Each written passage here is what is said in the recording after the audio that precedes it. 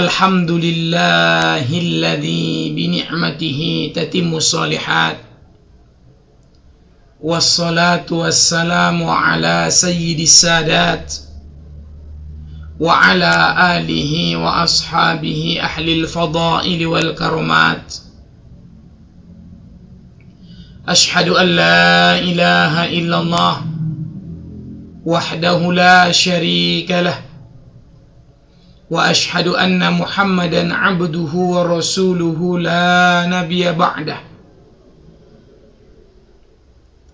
Allahumma fasalli ala sayyidina Muhammad wa ala alihi wa ashabihi wa man da'a bi da'watihi wastanna bi sunnatihi ila yaumi liqa'i rabbih, amma ba'd.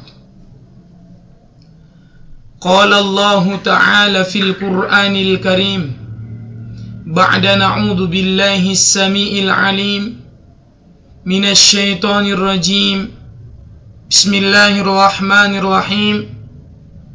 Syahrul Ramadan alladzi unzila fihi al-Qur'an hudan linnas wa bayyinatin minal huda wal furqan. Faman syahida minkumus syahra falyasum wa man kana maridan aw ala safarin fa'iddatum min ayyamin ukhar. Yuridullahu bikumul yusra wa la yuridu bikumul usra walitukmilul iddata walitukabbirullaha ala ma hadakum wa la'allakum tashkurun. Sadaqallahul azim. Thumma qala an-nabiy sallallahu alaihi wasallam aw kama qala an-nabiy sallallahu alaihi wasallam, innallaha ta'ala yahtazzu yawmal qiyamati bi arba'ati anfusin ala arba'ati ajnasin minan nas, alal aghniyai Bisulaiman ibn Dawud wa alal abidi bi Yusufa wa alal marda bi Ayyuba wa alal fuqara'i bi Isa. Hadirin pendengar Raw 105 FM rahimani Allah wa rahimakum. Di sore menjelang berbuka ini, mari sama-sama kita perbanyak bersyukur kepada Allah Subhanahu wa ta'ala, yakni dengan ucapan Alhamdulillahi Rabbil Alamin. Walaupun keadaan kita sudah mulai melemas, mudah-mudahan lemasnya dan lemahnya badan ini dinilai di sisi Allah Subhanahu wa ta'ala sebagai ibadah. Amin ya Rabbal Alamin. Begitu juga tidak lupa salawat dan salam sama-sama kita junjung tinggikan, yakni keharibaan alam Nabi sallallahu alaihi wasallam yang berlapazkan Allahumma salli ala sayyidina Muhammad wa ala ali sayyidina Muhammad. Semoga dengan memperbanyak salawat kepada Nabi sallallahu alaihi wasallam, kiranya termasuklah kita nanti menjadi ahli-ahli syafaat beliau di kemudian hari. Amin ya Rabbal Alamin. Hadirin pendengar Raw 105 FM rahimani Allah wa rahimakum. Adapun tema ataupun judul kita di pertemuan kali ini yakni mengenai hujjah Allah pada hari kiamat. Sebagaimana dalam satu hadis yang sudah kami sampaikan tadi di awal nakini madung ami pasampe mengenai hadis ni Nabi sallallahu alaihi wasallam yang berbunyi, innallaha ta'ala yahtazzu yaumal qiyamati ala arba'ati anfusin ala arba'ati ajnasin minan nas, alal aghniyai bi Sulaiman ibn Dawud wa alal abidi bi Yusufa wa alal marda bi Ayyuba wa alal fuqara'i bi Isa. Nah, Hadirin pendengar Raw 105 FM rahimani Allah wa rahimakum. Sesungguhnya nanti pada hari kiamat Allah subhanahu wa ta'ala akan menghakimi 4 golongan manusia. Allah subhanahu wa ta'ala akan menjadikan 4 landasan golongan manusia dalam rangka menghakimi 4 golongan manusia berikutnya. Hadirin pendengar Raw 105 FM rahimani Allah wa rahimakum. Pada hari kiamat Allah subhanahu wa ta'ala akan menjadikan Sulaiman bin Daud, yakni Nabi Sulaiman alaihi salam, putranya Daud alaihi salam, sebagai landasan dalam rangka menghakimi 4 golongan manusia. Salah satunya yakni alal aghniyai, yakni orang-orang yang kaya. Hari kiamat Allah subhanahu wa ta'ala akan memanggil orang-orang kaya, wahai aghniya, wahai para orang-orang kaya yang memiliki harta yang banyak, apa yang menyebabkan engkau lalai mengingatku, kata Allah subhanahu wa ta'ala kepada para orang-orang kaya. Kenapa ketika di dunia engkau lalai mengingatku, engkau mengabaikan perintahku? Apakah dikarenakan harta yang engkau miliki? Apa dikarenakan kesibukanmu mengurus harta-harta yang kutitipkan padamu, akhirnya engkau lalai mengingatku, kata Allah subhanahu wa ta'ala kepada mereka orang kaya. Kuberikan kepadamu misalnya umur 60 tahun. Umur yang 60 tahun di mana kau habiskan? Dalam rangka apa kau habiskan umur tersebut? Di mana kau habiskan umur tersebut, wahai orang-orang kaya? Apa yang menyebabkan engkau lalai mengingatku, kata Allah, saudara-saudara sekalian?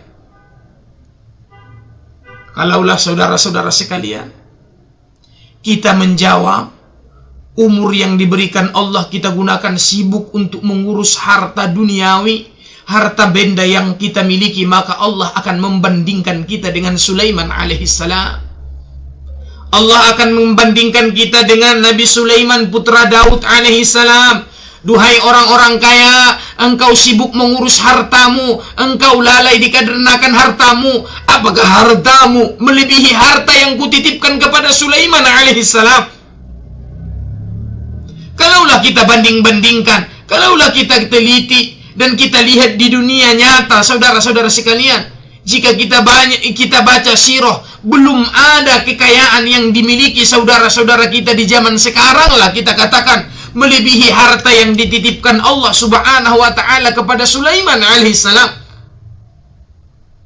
Kekayaan Sulaiman alaihissalam kalaulah kita bandingkan ke dalam kekayaan yang dimiliki manusia-manusia yang ada di era ini, tidak banding, saudara-saudara sekalian. Sudahkah kita lupa sejarahnya Sulaiman alaihissalam ketika meminta izin kepada Allah?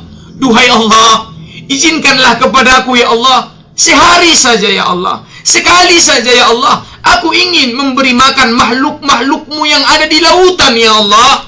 Bayangkan saudara-saudara sekalian, bukankah lautan lebih luas daripada daratan ini, saudara-saudara sekalian? Luasan doda lautan daripada daratan.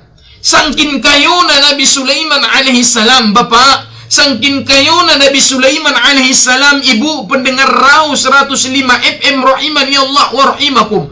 Jungada sama so Nabi Sulaiman memohon tu Allah anso dilehen kesempatan mengalehen mangan makhluk-makhluk na adong di lautan. Bayangkan saudara-saudara sekalian, jangan kita beranggapan yang ada di lautan saja hanya ikan gambolo, ikan dencis, saudara-saudara sekalian.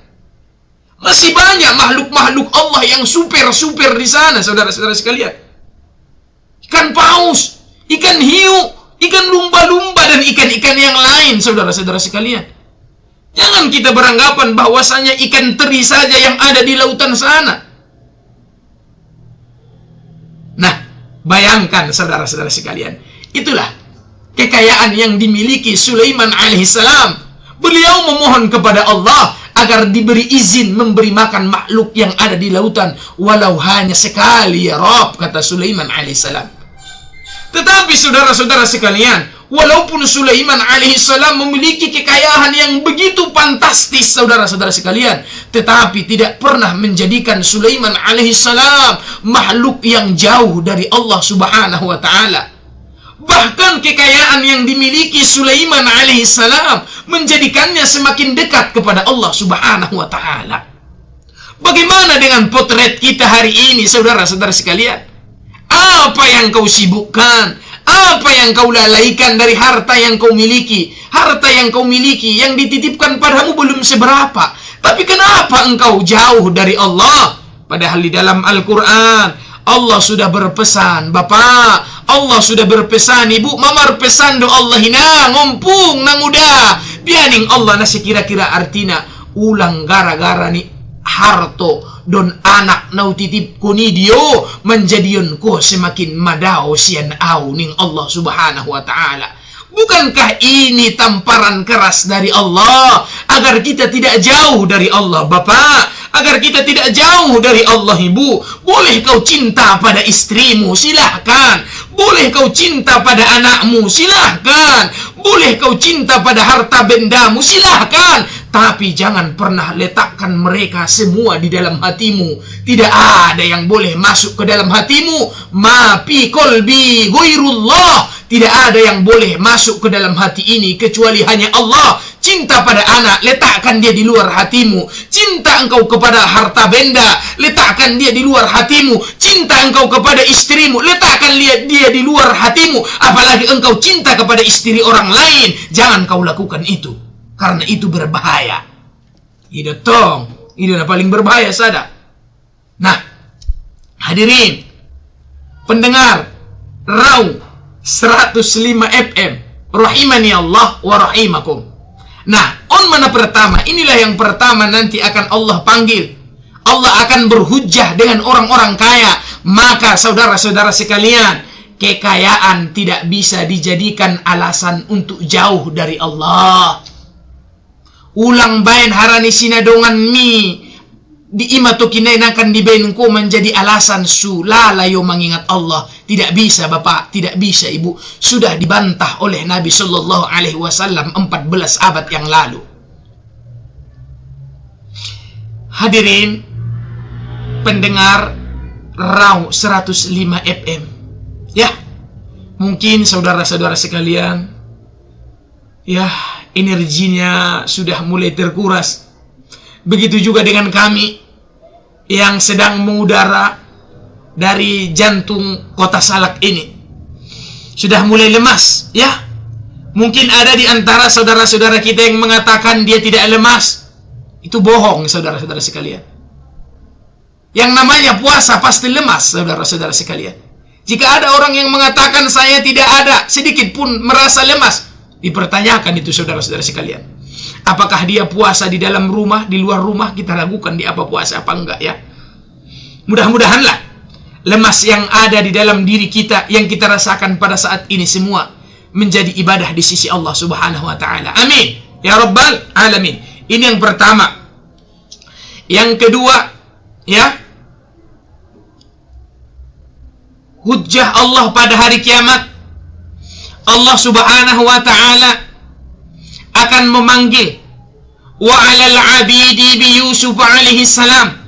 Allah akan menghakimi para pegawai, para pekerja, maaf 1000 kali maaf, para pembantu, ya.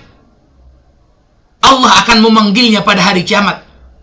Allah akan menjadikan Nabi Yusuf alaihissalam sebagai landasan dalam menghakimi mereka-mereka para pembantu, para pekerja di ladang, para pekerja di rumah tangga, para pembantu dimanapun dia berada. Siapapun di antara mereka yang lalai mengingat Allah, maka Allah akan menghakimi mereka dan menjadikan Yusuf alaihissalam sebagai landasannya. Dan ini insya Allah akan kita bahas. Hadirin pendengar Rau 105 FM rahimani Allah wa rahimakum. Lanjutan dari pembahasan kita tadi, yakni mengenai hujjah Allah pada hari kiamat. Yang pertama tadi, pada hari kiamat Allah akan memanggil orang-orang kaya. Allah akan menyapa mereka, kenapa kalian lalai mengingatku? Kalaulah alasanmu, duhai para aghnia, dikarenakan kekayaan yang kau miliki, maka engkau akan dibandingkan dengan Sulaiman alaihissalam. Sulaiman alaihissalam, kita katakan seorang nabi yang dicatat oleh sejarah, yang memiliki kekayaan yang fantastis, saudara-saudara sekalian. Ini tadi yang pertama. Dan yang kedua, pada hari kiamat Allah subhanahu wa ta'ala akan memanggil para amil, para pekerja. Apakah pekerja di ladang, apakah pekerja di kantor, apakah pembantu ibu rumah tangga, apakah pembantu di dalam rumah tangga maksudnya. Maaf, 1000 kali maaf, apakah dia seorang tukang setrika, seorang tukang cuci buruh pakaian, atau misalnya dia seorang tukang kusuk, atau seorang tukang jahit lah kita katakan, saudara-saudara sekalian. Allah akan memanggilnya. Duhai para pekerja, duhai para amil, duhai para yang bekerja, duhai para pekerja yang memiliki seorang tuan, apakah yang menyebabkan kalian lalai mengingatku? Kata Allah subhanahu wa ta'ala, kuberikan kepadamu umur 70 tahun. Umur yang 70 tahun kemana kau gunakan? Di mana kau habiskan? Dalam rangka apa kau fungsikan umur tersebut? Maka si hamba akan berkata, duhai Allah, tidak mungkin engkau tidak tahu ya Allah, bahwa aku ya Allah seorang buruh tukang cuci di dalam satu rumah ya Rabb. Aku bekerja sebagai tukang cuci ya Rabb.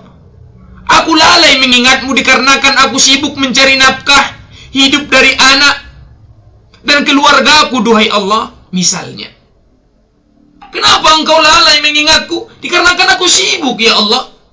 Hei, yang mengaku sibuk, alasanmu dikarenakan sibuk karena engkau mengaku memiliki tuan yang siap sedia kapanpun dan dimanapun ketika beliau menyuruh. Sudahkah engkau lupa bahwasanya Nabiullah wa alal abidi bi Yusuf alaihi salam?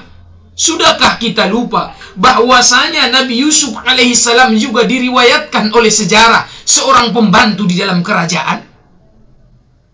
Jika alasanmu dikarenakan kesibukanmu mencuci pakaian tuanmu, mencuci piring majikanmu, akhirnya engkau lalai mengingat Allah subhanahu wa ta'ala, tolong jangan engkau berharap alasanmu itu akan diterima di sisi Allah subhanahu wa ta'ala.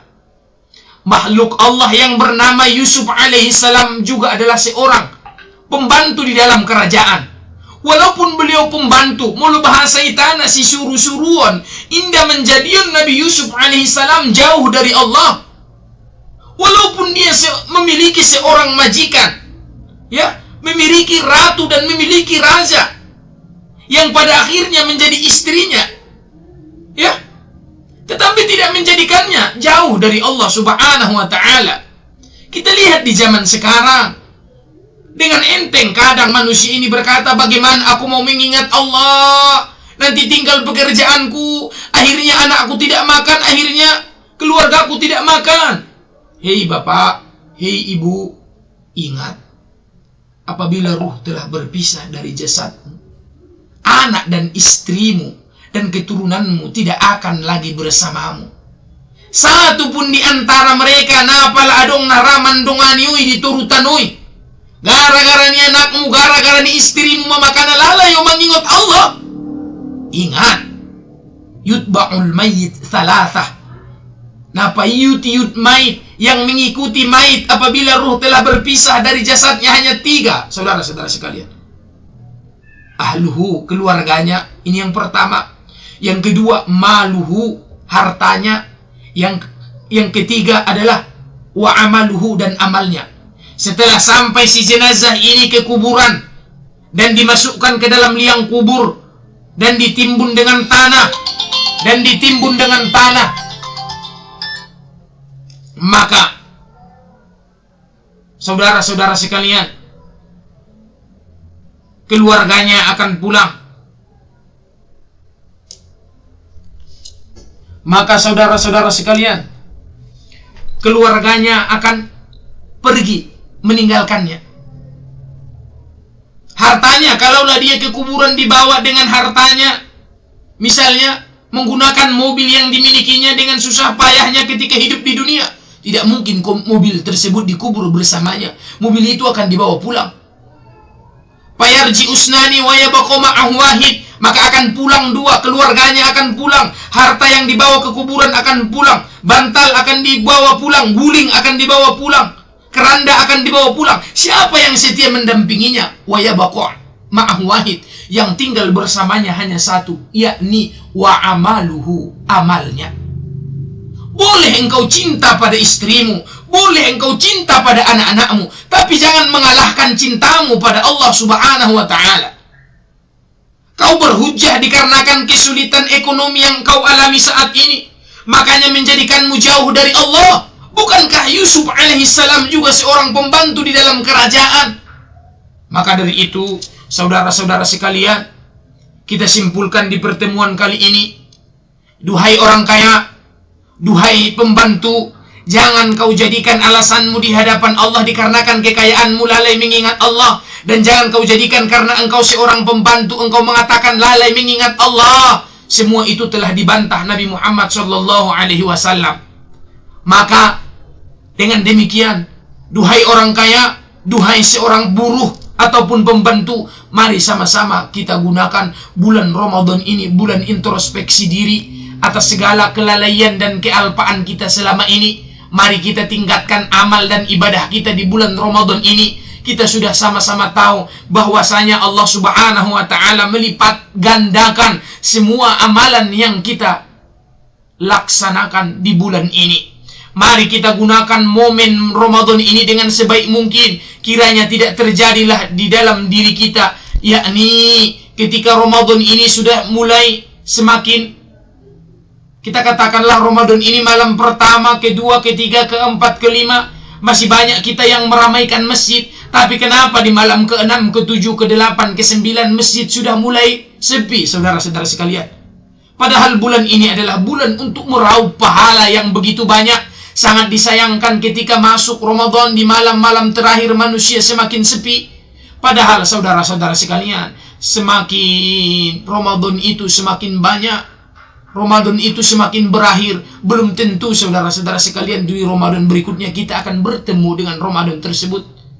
Kita tinggalkan saudara-saudara sekalian sholat tarawih, padahal belum tentu di Ramadan berikutnya kita hidup, saudara-saudara sekalian. Padahal Nabi kita sallallahu alaihi wasallam, Bapak, Nabi kita sallallahu alaihi wasallam, Ibu madung marpesan, bianing Nabi ta Bapak, bianing Nabi ta Ibu, sallu kama salatal muaddi, sumbayang maamusun dia sumbayang perpisahan, podna ondo mabaya mangulu tahun narongan na mangulu be. Masalah na dipargunaon sebaik mungkin. Mulai ngon Ramadan pertama, Ramadan kedua, ketiga, keempat, sampai salose Ramadanon. Ondo baru hibana. Ona terjadi di lapangan Italigi di zaman sandari masjid semakin berkurang. Alasan karejo au, alasan karejo au, alasan sibuk kau. Ono karejo maho. Tahun naropot na sumangulu behita, saudara-saudara sekalian.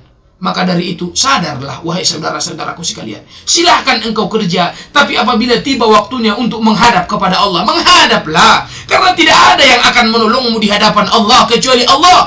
Ketika engkau sudah sampai di hadapan Allah, kau panggil ayahmu ayah, kau panggil mamamu mama, kau panggil anakmu, kau panggil istrimu, semua kau panggil, sahabatmu pun kau panggil. Yauma yafirrul mar'u min akhi, semua kau panggil, tidak akan ada yang menyahut. Hanya Allah yang mendengar, hanya Allah yang maha melihat engkau sedang apa, engkau sedang menjerit, engkau sedang menderita. Hanya Allah yang mampu menolongmu. Maka mendekatlah kepadanya dimanapun dan kapanpun, dimanapun kau berada, kapanpun waktunya. Mari sama-sama kita mendekat kepada Allah. Hadirin pendengar Rau 105 FM rahimani Allah wa rahimakum. Mudah-mudahan mutiara Ramadan yang singkat ini bisa menggugah hati kami dan bisa menggugah hati pendengar Rau 105 FM sekalian. Mungkin saudara-saudara sekalian, inilah yang dapat kami sampaikan di pertemuan kali ini. Semoga bermanfaat kepada kita semua. Amin. Amin. Amin ya rabbal alamin. Sekian dan demikian, terima kasih atas perhatian. Mohon maaf atas segala kehilapan dan kesalahan dalam penyampaian.